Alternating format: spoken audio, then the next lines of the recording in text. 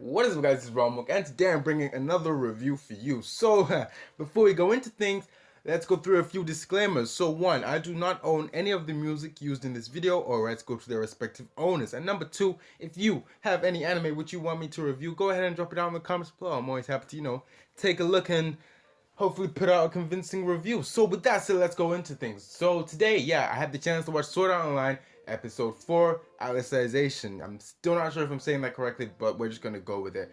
And oh boy, things went down in this episode. And by things went down, I mean literally things went down. I mean, we're not even talking about the tree here, because that went down as well if we're looking at it from that perspective. But oh, before I forget, I kind of already said it, but if you haven't watched this episode, spoilers are gonna come up, so you have been warned. Go ahead and watch the episode. It's a good watch, and come back here and listen to my review, listen to my voice. But nonetheless, let's go straight into the review. So finally some things went down in this episode, and by that I mean the tree went down. Yugo, that blonde kid finally grew some balls, and Kirito, being Kirito, busts out some madness in left, right, center places. But let's go into a bit more depth. So the episode started with obviously Kirito and Yujo like trying to save Selka from the goblins.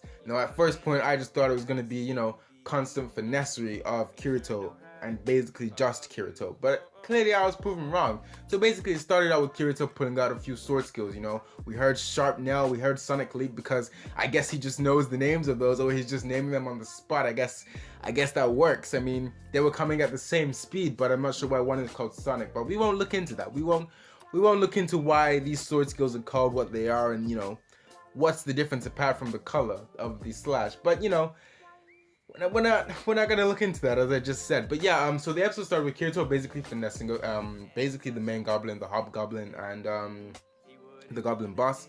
And Yujo was still being a coward. I was kind of still vexed at him. If you watched my previous video, you would know why. But I was kind of still annoyed at Yujo.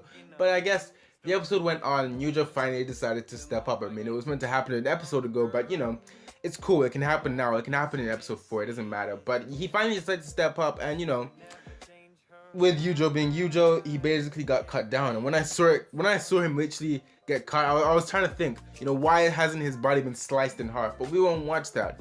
He kind of just basically got a deep slash, which I kind of already knew was gonna get healed, because he had to basically go to the city, the town, as we saw in the theme song. But nonetheless, it was pretty deep what happened to him. And Kirito as well.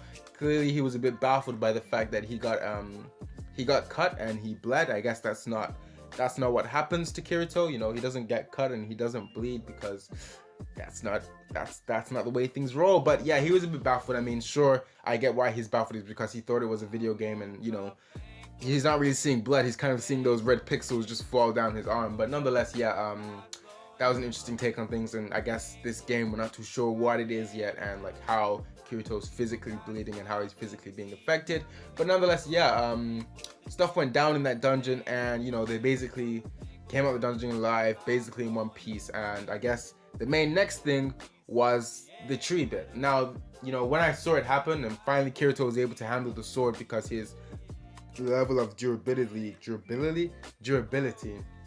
I think, was higher than the sword's required level, something like that. You know what I mean? Like his level required to handle the sword, he finally achieved over that level, and doing some mad damage to that tree. I mean, when I saw, obviously I knew it was gonna happen at some point, but when I saw it with my own eyes, I was like, whoo, damn, I was gassed for the kid. But it was nice to see that. And the next thing, which I love, in animes, when they just go through this short brief period of training, and then somehow after that period of training they just become some OP looking ass people. But nonetheless, I loved seeing it. It was nice, had the music in the background as well. We were seeing those swings, and then it came to the point where Yugo, whatever the guy's name is, finally cut down the tree. I was out of my seat. Finally, this kid has done something useful. I mean, it was meant to happen last episode, but we won't watch that. We won't watch that. But nonetheless, that happened, and the town folk, the town people, they were celebrating. They were happy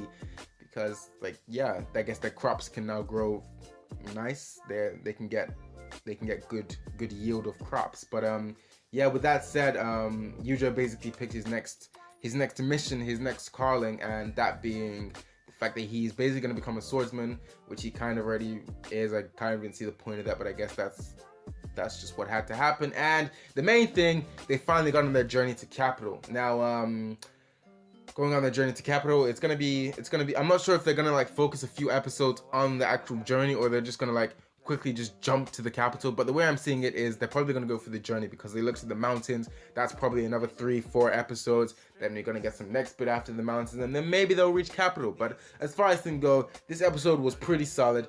I'm gonna give it a good 7 out of 10. Why you ask? Because it had the elements I was looking for. It had Yujo finally stepping up. It had you know, some mystery with the whole game idea, like how is Kirito bleeding, and finally the whole story is gonna kick off, and they're finally on the way to capital. And one more note: what sword is Kirito carrying?